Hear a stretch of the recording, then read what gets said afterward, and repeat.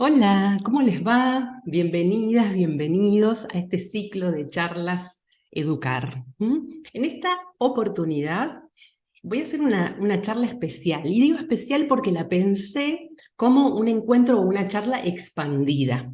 ¿Y qué quiero decir con esto?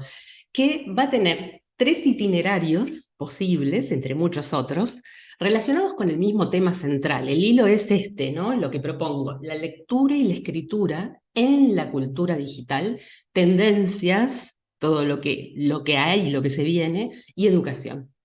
Entonces, este es el hilo narrativo, pero van a ser tres charlas, tres tramos autoconclusivos. Esta charla va a cerrar, pero también va a haber otras dos más. Entonces, les recomiendo, si quiere, que después las vean las tres, porque obviamente están relacionadas y se autocomplementan. Bueno, vamos a empezar con este tema crucial, me parece, en este momento de nuestras vidas, que es el derecho a la desconexión digital. Porque en las otras dos charlas, o en los otros dos tramos o itinerarios de la gran charla expandida, hablamos, por ejemplo, obviamente, de la lectura hipermedia, transmedia, de la escritura también, transmedia, de la ecología de pantallas, el ecosistema de pantallas, la ecología de los medios, pero el ecosistema de pantallas, ¿no? La multiplicidad de dispositivos, cómo cambiaron nuestras prácticas culturales, entre ellos, obviamente, la lectura, la escritura, cómo están mutando, qué pasa con el software, ¿no? Las llamadas inteligencias artificiales que parecen estar en un momento de celebrities, y otro tipo de prácticas también, ¿no? Que van permeando la educación, porque la educación forma parte de la cultura. Entonces, esta cultura digital que tiene mucha prisa y mucha aceleración, y una especie de vértigo en el que todos los días surgen cosas, que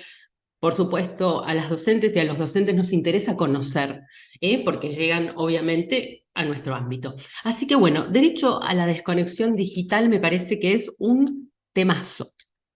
Y bueno, ahora lo que quiero hacer es, vamos a pasar a la siguiente pantalla, porque acá hago un muy breve punteo, basado en hizo muchas lecturas, muchos textos, libros, artículos, pero bueno, entre todo, digamos, fui haciendo como una especie de cadáver exquisito, y hay una curadora, una filósofa española que trabaja en el Centro de Cultura Contemporánea de Barcelona, que se llama Alba Lafarga, y que investiga, por supuesto, estos temas, y ella hace un punteo que me parece súper interesante, que está acá. Vamos a ir punto por punto, pero poquito, ¿no? No es que nos vamos a embarullar con esto, sino que como vamos a tratarlo, digamos, como para tener en cuenta algo tan importante para nosotros, que es siempre la mirada crítica, el acercamiento crítico, a todo lo que sea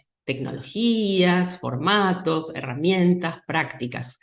Bueno, el primer punto es que la llegada de las redes sociales monopólicas nos introdujo a todos, tanto en el campo docente como en el campo laboral, económico, social, filosófico, a todo nivel, ¿no? En estas interconexiones, hiperconexiones a un mundo totalmente conectado, en el que sobresalen sobre otras una serie de empresas, digamos, sí, corporaciones, megacorporaciones, que se conocen con el nombre de GAFAM, por ejemplo, porque las principales son Google, Amazon, Microsoft, ¿sí? Apple, Facebook, pero no son las únicas. Estas son las mega, las más gigantes. Pero muchas de ellas, que ya las tratamos en la charla anterior del ciclo, que se llama Los algoritmos de cada día, datos y docencia. Si quieren pueden ir a la charla y recordar, que trabajan a través de programas, ¿sí? De algoritmos, que lo que hacen es recabar nuestros datos, extraer nuestros datos, datos, digo, de usuarios, ¿sí? En todo nivel, por eso digo, en entornos virtuales educativos o en otro tipo de entornos en los que operamos día a día, ¿no? Vivimos, tenemos una vida digital, muy rica. Y cuando bajamos una aplicación, decíamos cuando actuamos, interactuamos en una plataforma y no leemos las condiciones, tal vez, o decimos, bueno, estas aplicaciones son gratis. En realidad no son gratis, porque está bien, no estamos haciendo un pago monetario, pero estamos pagando, decíamos en esa charla, y ahora lo recuerdo brevemente, con nuestros datos, ¿sí? Con nuestra privacidad, ¿m? Con nuestro mundo interno y con nuestra información, lo que llaman nuestra huella digital, no la dactilar, que es la digital, la que dejamos, ¿no? Como decíamos, las miguitas de pan en toda la red, con cada paso y cada actuación e interacción que tenemos dentro de ellas.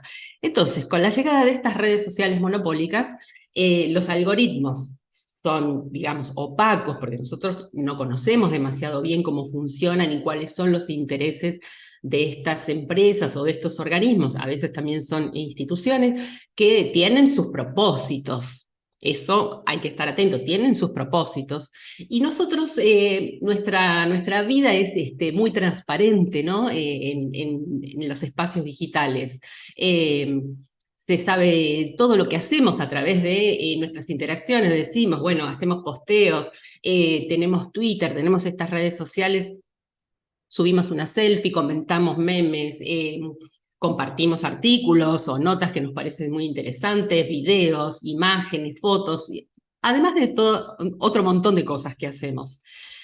¿Y esto qué produce? Que estamos muchísimo tiempo conectados, muchísimo tiempo conectadas, que es lo que estas empresas que están detrás de estos algoritmos les interesa, ¿no? Nuestro tiempo en pantalla, porque recaban más información. Estas informaciones, contamos en esa charla, les recuerdo que sirven muy sintéticamente, lo digo, muy sintéticamente, para analizar todos nuestros datos, hacer unas especies de predicciones de nuestros comportamientos para después recomendarnos productos, ¿no? Desde, digo, Netflix hasta, no sé, hacer un paquete, comprar un paquete turístico para 2 días y recorrer algo.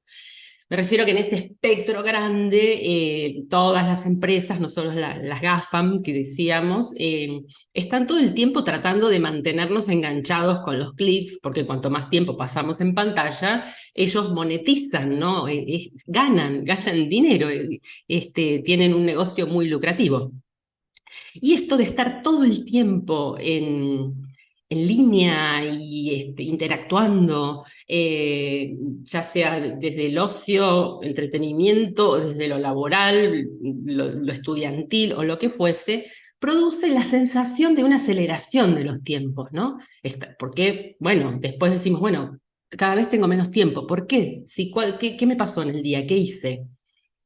Es esto, ¿no? Acá, el perfil digital, esto que les estoy contando y que ustedes saben porque les pasa, requiere una presencia online. Cuando digo requiere, porque no es que sea obligatorio estar conectado, nadie nos obliga, pero laboralmente nos puede resultar útil estar en una red como LinkedIn, por ejemplo, o para los diseñadores en una que se llama Behance, para subir sus producciones, o mismo nosotros como docentes necesitamos los entornos virtuales de aprendizaje, los MOOCs, los Moodles. Digo, hay infinidad de espacios que requieren un perfil nuestro, en el que nosotros construimos nuestra imagen, por eso digo, puede ser laboral, de trabajo en sí, de estudio, de producción, de mostrar lo que hacemos, de compartir las cosas que hacemos, además de las actividades en concreto que virtualmente tenemos.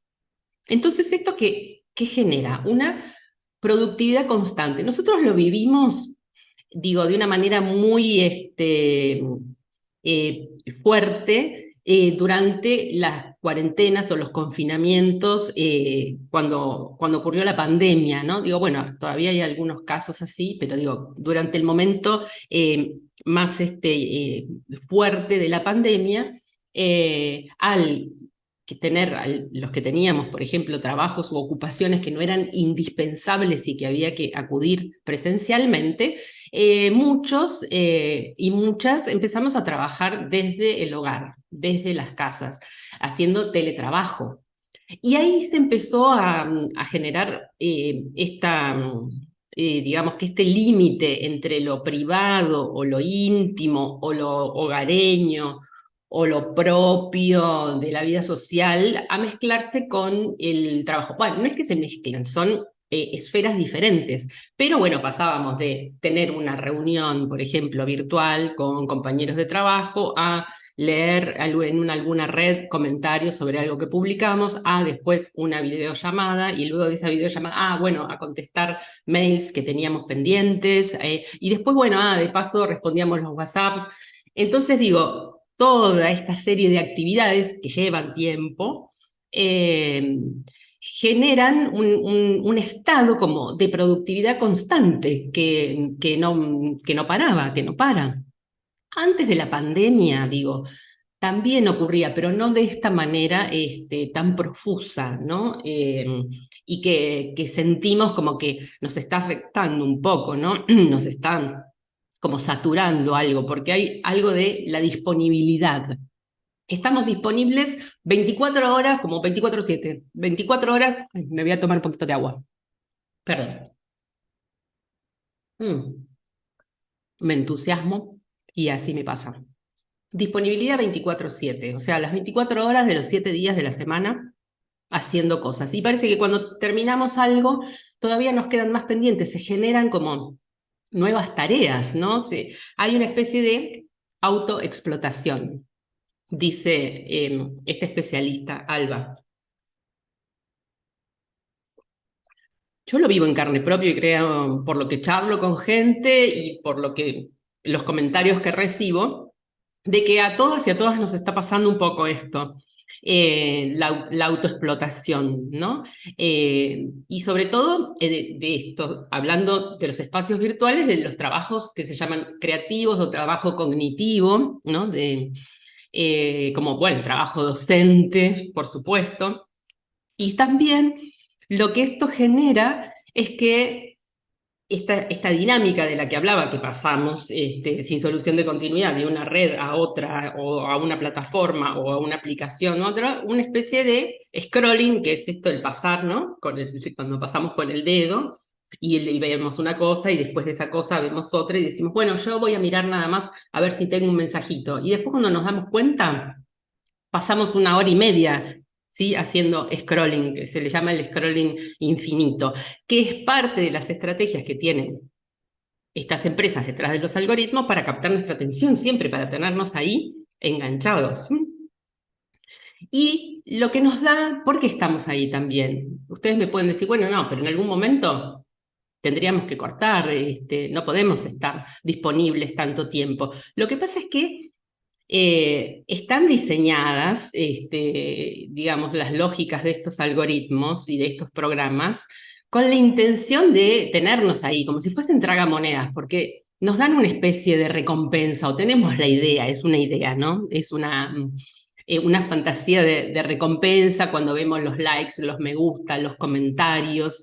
Eso hace que nos quedemos, ¿no? Es parte del diseño de estas estrategias, de estos algoritmos, de estos programas, de estas aplicaciones, de estas plataformas.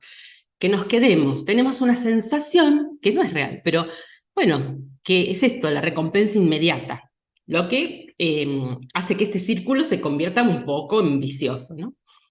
Y también tenemos esto que me parece muy importante, que es la inmunización por exceso, que es tremendo. ¿Por qué?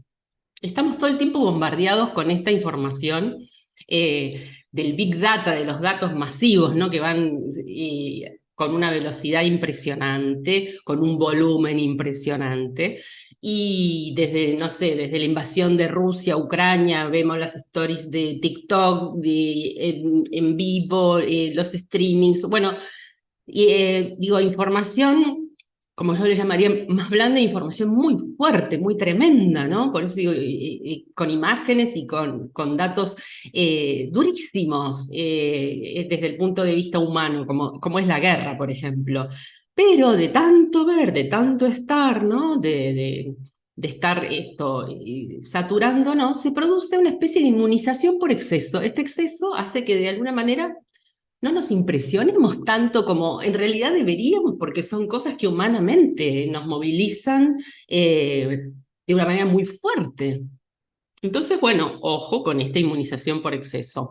Bueno, y todo esto es parte de lo mismo, la saturación y el agotamiento que nos produce, ¿no? Nos produce un cansancio. Tenemos un cansancio cada vez que termina el día, ¿no? Llegamos a la noche como, uy, decimos, pero en otros momentos, en otras épocas no nos pasaba tanto. Y quiero aclarar que no tengo ninguna posición, por favor, al contrario, apocalíptica, ¿no? No estoy lejos de estos debates que ya son añejos, antiguos, del binarismo que no aporta nada, ¿no? Como los apocalípticos y los integrados que cualquier cosa les viene bien sin una distancia crítica. Estoy haciendo un diagnóstico de acuerdo a las cosas me llamaron la atención y que me pasan y creo que le pasan a las demás, a los demás. eh, y como dice esta filósofa y esta investigadora de redes, de Internet, de las plataformas, es que el problema no es Internet, por supuesto. No es Internet, y lo vengo diciendo desde el principio, ¿no? Son quienes gestionan los espacios digitales más transitados. Yo hablé de GAFAM, pero hay varias empresas más, digamos, ¿no? Y hay varias corporaciones y hay este, muchos, digamos, haciendo negocio con la economía de la atención, con nuestra atención y nuestros datos. Entonces, esto es importante. El problema no es Internet. Internet es una fuente espectacular de información, de datos, de historias, de realidad, de fantasía, de lo que fuese, pero digo, es como una especie de repositorio gigante de todo lo que hacemos en el planeta. Y el problema no es este, no es Internet, sino quienes gestionan los espacios digitales más transitados, ¿sí? Bueno, entonces, sigamos. La pregunta acá es esta. Desconectar y retirarse, ¿sí? Como cortar, ¿sí? Corto, corto. Desconecto y me retiro. ¿Es una opción verdadera? ¿Es una opción? ¿Ustedes qué piensan? ¿Es una opción viable? ¿Es deseable? ¿Es universalizable? La pregunta que hace esta investigadora es, ¿hay posibilidades de incorporar la conexión digital de formas más orgánicas, menos ansiosas, que nos provoquen, que no nos provoquen esta saturación, este agotamiento, ¿no? Esta inmunidad al exceso, esta especie de degradación de la empatía, ¿no? Entonces, ¿hay posibilidad de incorporar la conexión digital de formas más orgánicas, menos ansiosas y más sostenibles con el planeta? Porque fíjense ustedes que cuando nosotros hablamos de lo virtual, y voy a poner una imagen, hablamos de lo virtual o de la nube, eso no significa que no haya algo material detrás, que no hay nada tangible. No, no, ahí nos equivocamos y pensamos eso. La realidad es que la nube no es una nube. Cuando decimos así, pero todos los datos y todo esto, bueno, va a parar a la nube, está almacenada allá. No, podemos decir que la palabra de la nube, el concepto de la nube es una metáfora. Hay en concreto infraestructura tremenda, ¿no? Por ejemplo, aproximadamente 500 cables, ¿sí?, submarinos intercontinentales y también terrestres, no solo submarinos, pero bueno, que van por debajo del mar en tierra y además en tierra todas las estructuras edilicias que contienen los grandes servidores que consumen enormes cantidades de electricidad y de agua para enfriarlos, ¿no? Además de otro tipo de materiales. Es decir, que detrás de todas estas conexiones que nosotros tenemos, hay una especie de perjuicio sobre la, digamos, la capacidad, ¿no? Hay una capacidad limitada de los recursos de nuestro planeta y además una capacidad limitada de nuestros cuerpos, ¿no? Cuando yo hablaba de la saturación y del agotamiento, es que nosotros no tenemos un cuerpo, somos cuerpos, ¿sí? Y nuestro cuerpo físico, nuestro cuerpo analógico, nuestro cuerpo material de átomos, se ve mermado, ¿no? Por estas prácticas, estas aceleraciones, estas prisas, ¿no? Esta disponibilidad 24/7, y nuestro planeta también. Entonces, deberíamos buscar en esto ¿es posible la desconexión? Decía, les voy a poner la pregunta otra vez porque es importante. Este es un mapa de todas las conexiones, digamos, que hay en todo el mundo, ¿no? Las conexiones de Internet. Hay posibilidades de incorporar la conexión digital de formas más orgánicas, ¿no? Que no produzcan tanto desperdicio laterío, de lata, digo, ¿no? Desperdicio electrónico, que no implique la explotación de mano de obra infantil para trabajar con materiales que también son escasos o que se destruyen en grandes partes del planeta para extraer litio, por ejemplo, es por decir algo, coltán o lo que sea que se utiliza en la fabricación de dispositivos digitales como los celulares, ¿no? Más sostenibles con el planeta, que es lo que estamos buscando, porque este es un gran problema que tenemos, ¿no? La aceleración del cambio climático. Entonces, todo está relacionado, ¿no? Por cada clic, por cada búsqueda que hacemos, hay una huella de carbono detrás de esto. ¿Hay posibilidades? ¿Hay posibilidades? ¿Hay que desconectar y retirarse? Ahora vamos a responder eso. A otra filósofa, escritora, investigadora española que se llama Remedios Zafra, que a mí me encanta, pero me encanta porque, bueno, leí todos sus libros y tiene una combinación de una literatura exquisita con una divulgación también y tratando temas que, digamos, nos atraviesan y son súper importantes para nosotros en el día a día. Y ella dice así. La ciudadanía tiene derecho a la desconexión, como una necesidad de párpados. Fíjense que esto, como metáfora o no, me parece maravilloso, ¿no? Necesitamos los párpados. Entonces, cuando llega el momento de ir a dormir, cerramos los ojos, bajamos los párpados y vamos a dormir, vamos a descansar, es una especie de desconexión, ¿no? Bajar los párpados. Aunque no vayamos a dormir, hay momentos que decimos, uy, estoy abarrotada, estoy saturada y hago esto. Bueno, es como una pausa. Entonces ella dice que la ciudadanía ya lo está pensando como derecho. No es que lo esté pensando, es que es así, es un derecho. La ciudadanía tiene derecho a la desconexión como una necesidad de párpados. Remedios Zafra tiene, entre muchos libros que, bueno, les voy a mostrar, un capítulo dentro del libro un cuarto propio conectado que se llama Elogio del párpado, ¿no? En relación a esto, ¿no? Los últimos libros, un cuarto propio conectado de Remedios Zafra es del año 2010, 2011, pero ya se adelantaba un montón a todas las situaciones que estamos viviendo hoy y hace una especie de juego conceptual, pero dándole un giro con lo tecnológico y estos de las conexiones a un cuarto propio de Virginia Woolf, y ella lo llama un cuarto propio conectado, ¿no? Y habla, ahí dice como subtítulo, ¿no? O como la idea para leer esto, es el ciberespacio y la autogestión del yo, lo que estábamos hablando de la autoexplotación, de la disponibilidad 24/7, de una falsa divisoria o la no existencia de una divisoria entre el espacio privado y el espacio, digamos, más público cuando estamos en estos cuartos conectados, cuando estamos trabajando, creando, produciendo constantemente, qué es lo que pasa. Remedios Zafra en algún trabajo, capítulo, alguna entrevista, yo ahora ya no me acuerdo cuál, dice que hay una gran diferencia entre que lo que se nos prometió, dice, de que en esta era de Internet nosotros podemos, que es verdad, podemos producir, podemos generar nuestros propios contenidos, crearlos, distribuirlos, compartirlos de las diferentes maneras.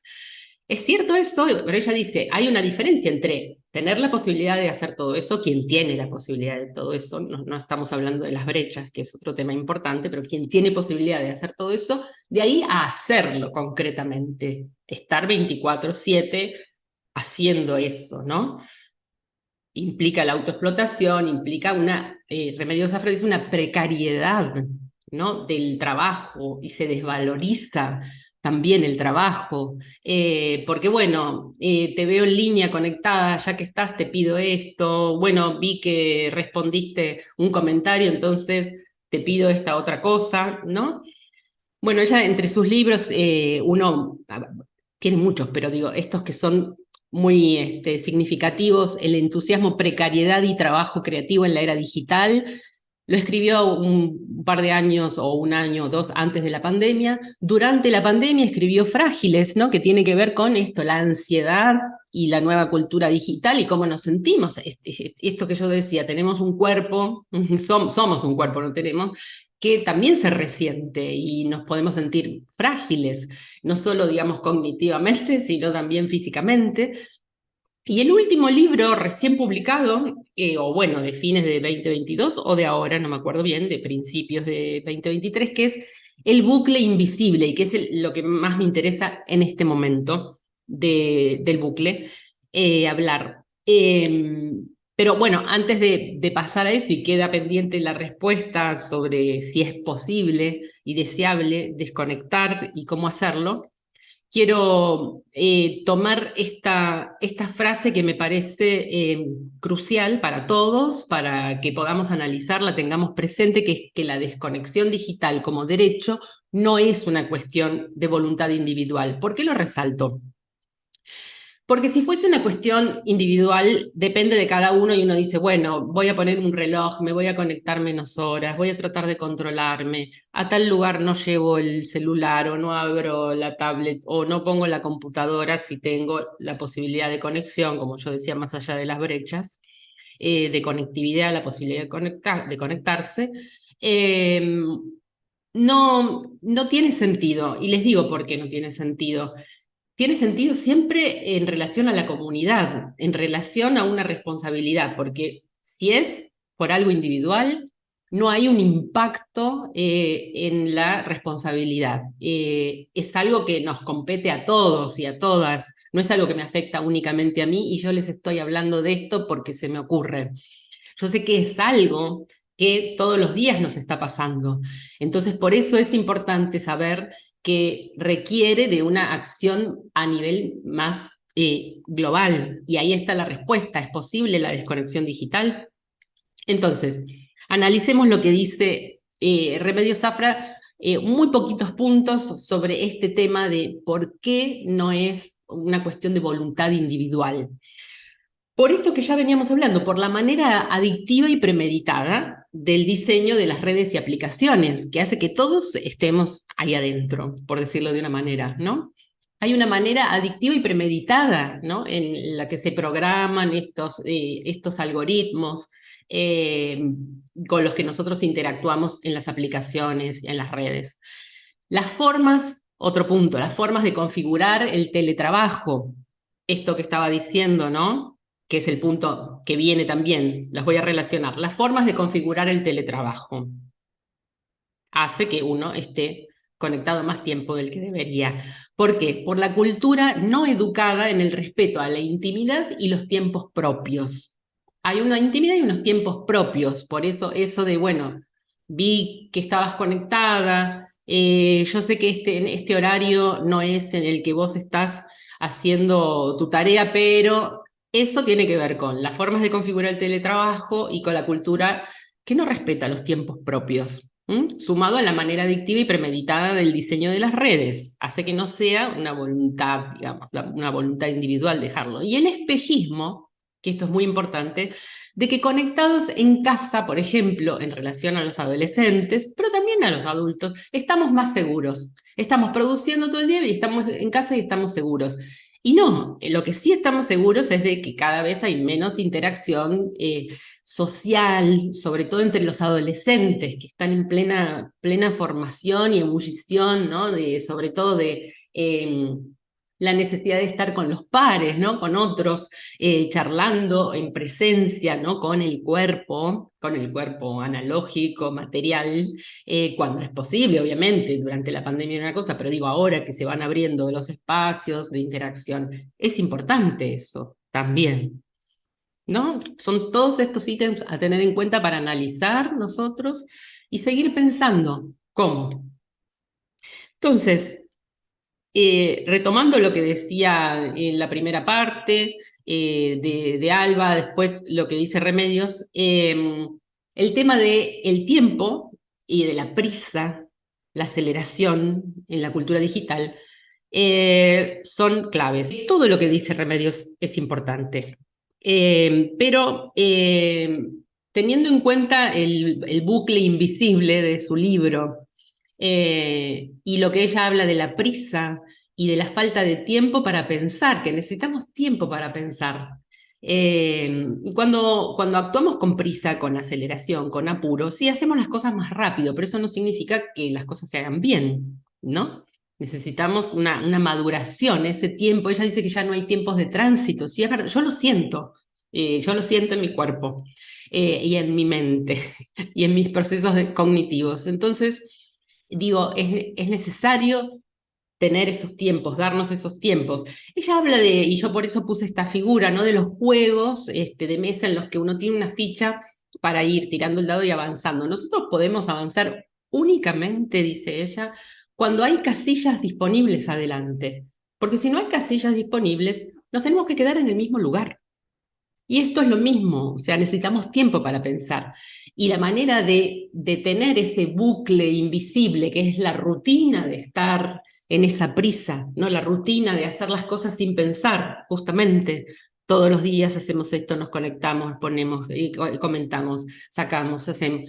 Eso que nos tiene ahí en esa economía de la atención favorecida, que nos bombardea, ¿no? A través de estas redes monopólicas y plataformas, ella dice, hay que encontrar el tiempo para, ¿cómo se detiene el bucle? Encontrando tiempo, o sea, hay que frenarlo. Es como cuando uno está viendo, dice ella, una película y la empieza a ralentizar, la ve como en una velocidad más lenta. Y ahí empieza a detectar o ver detalles que en el otro tipo, el otro modo de visión no había advertido, pero están ahí, son importantes. Entonces hay que detener, hay que frenar ese bucle, hay que, digamos, como ponerle unas cuñas a ese bucle, que es tomar tiempo, y ese tiempo utilizarlo para otra cosa, que no significa desconectarnos siempre, ¿no? Utilizar ese tiempo para otra cosa. ¿Y ese tiempo qué sería? Por ejemplo,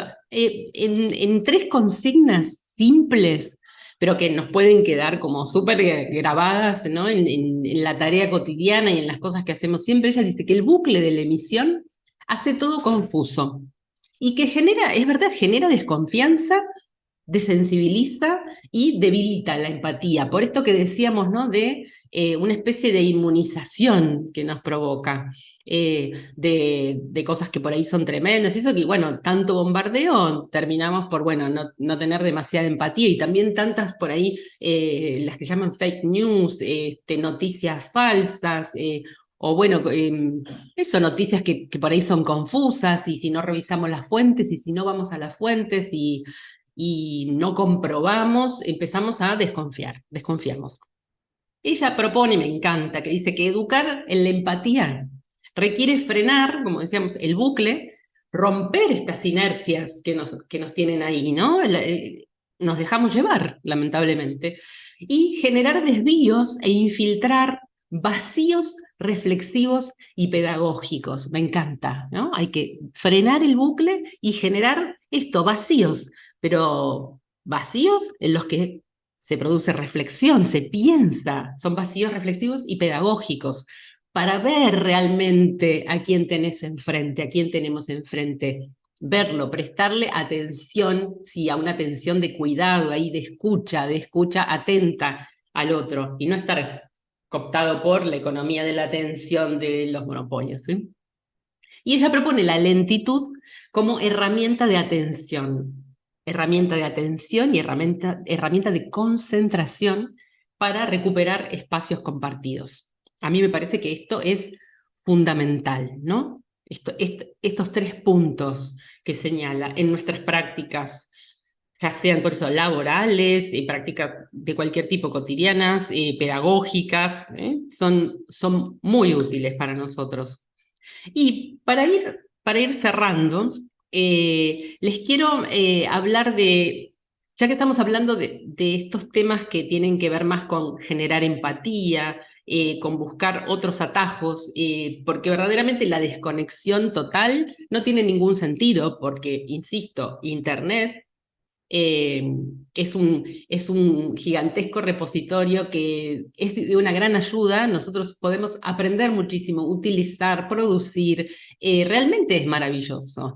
El tema es, como decíamos al principio, quienes gestionan los espacios virtuales más transitados.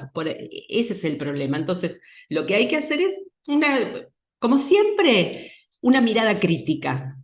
Como siempre. Bueno, pensar quiénes están detrás de los algoritmos de estas redes, por qué son monopólicas, por qué funcionan así, por qué crean adicción, y entonces recuperar espacios reflexivos y espacios comunes. Los espacios comunes que son estos tejidos culturales, tejidos comunitarios que tal vez ya venían, por supuesto, un poco dañados de antes de la pandemia, pero durante la pandemia fue, digamos, un rasgado importante. Entonces, otras prácticas serían, por ejemplo, voy a contar un caso simple, hasta tonto, pero digo, cuando Elon Musk, que es el dueño de una de estas mega empresas de las que hablamos, desde autos eléctricos hasta fabricación aeroespacial, está trabajando con chips que se llaman Neuralink para implantar en el cerebro en algún momento. Y bueno, este empresario compró Twitter,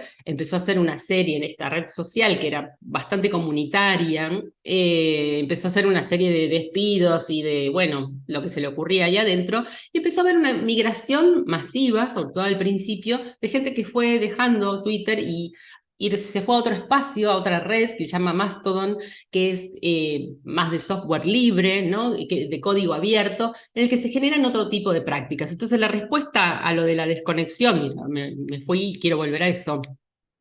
¿Dónde estaba? Por acá. Si era un derecho, no. Lo quiero decir esto. Si retirarse es una opción, bueno, no, hay que hacer esto, ¿no? Incorporar formas más orgánicas para con los recursos y el planeta en el que vivimos y con las especies con las que convivimos. Y en relación a la aceleración, a la ansiedad, crear estos espacios de vacíos reflexivos y pedagógicos, y también esto de generar comunidades alternativas que no sean de las redes, por ejemplo, monopólicas, sino que sean más locales, regionales o incluso pueden ser globales, pero que se rijan por otros intereses, intereses comunes. Que sean, digamos, sí creativos, pero más constructivos, ¿no? Que la economía de la atención no esté mediando eso, la economía de la atención como lógica capitalista, que estén mediando otro tipo de intereses. Eso es a construir, obviamente, es a construir entre todos nosotros, con nuestras prácticas. Lo que tienen que cambiar son las prácticas. No vamos a dejar Internet, eso es a lo que me refiero, sino que tenemos que tener en cuenta todas estas cuestiones que conversamos acá para, bueno, ir viéndolas, analizándolas y fijándonos cómo las podemos ir modificando de a poco, pero comunitariamente, como bien común que es, ¿no es cierto? Migrar hacia otras redes, utilizar determinadas plataformas sí, otras no. Propuestas, hay que pensar propuestas.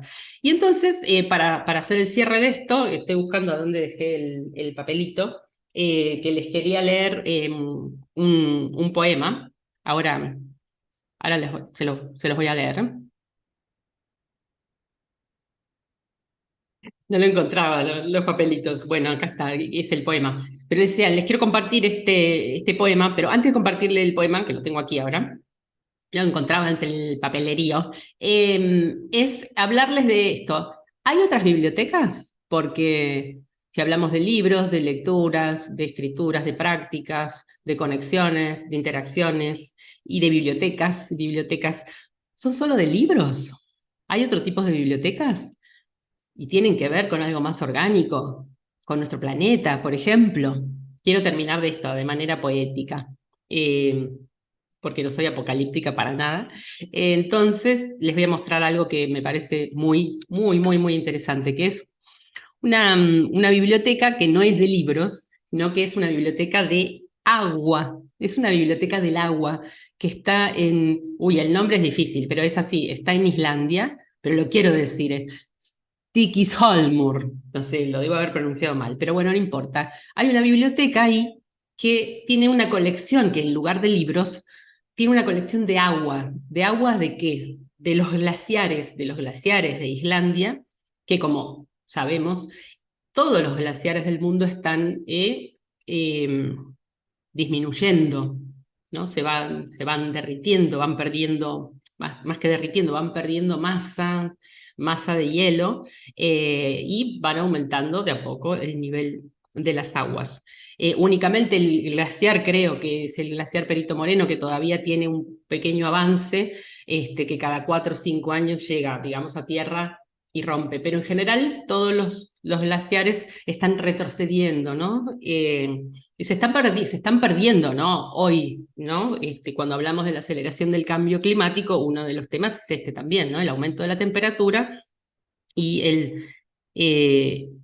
la regresión de los glaciares. Entonces, esta biblioteca reúne el agua de cada uno de estos glaciares, ¿no? En un gesto distinto, es otra práctica. Uno va, yo no la conozco, pero uno va a esa biblioteca a conectarse con otra cosa, conectarse con el agua, y ya está en un entorno distinto.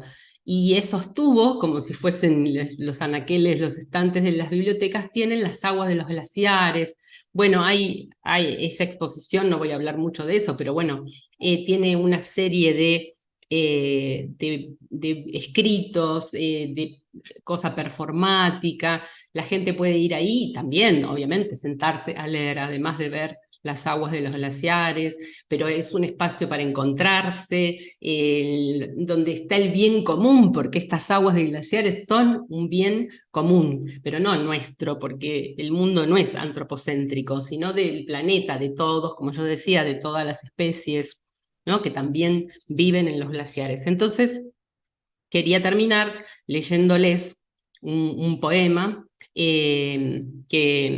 que tiene que ver con esta biblioteca del agua, otra forma de literatura, otra forma de libros, y que para mí es una especie de creación o sea, de frenar el bucle, introducir un vacío reflexivo, no sé si pedagógico, pero sí creativo y como poético. Y bueno, ahora les voy a leer ese poema de Anne Carson, un fragmento que se llama Salvajemente Constantes. He venido a Stikkiholmur, a vivir en una biblioteca. La biblioteca no tiene libros, sino glaciares. Los glaciares son verticales, silenciosos, tan perfectamente ordenados como estarían los libros, pero están derretidos. ¿Cómo sería vivir en una biblioteca de libros derretidos? Con frases corriendo en el suelo, sobre el suelo, y toda la puntuación asentada en el fondo como residuo. Sería confuso, imperdonable, una gran aventura. No poseo una teoría del por qué estamos aquí, o quién de nosotros es una señal de qué, pero una habitación de glaciares derretidos, reverberando con el viento nocturno, es un buen lugar para meditar el asunto. Cada glaciar es una luz subterránea igual a la memoria. Nos vemos en una próxima charla. Gracias por estar.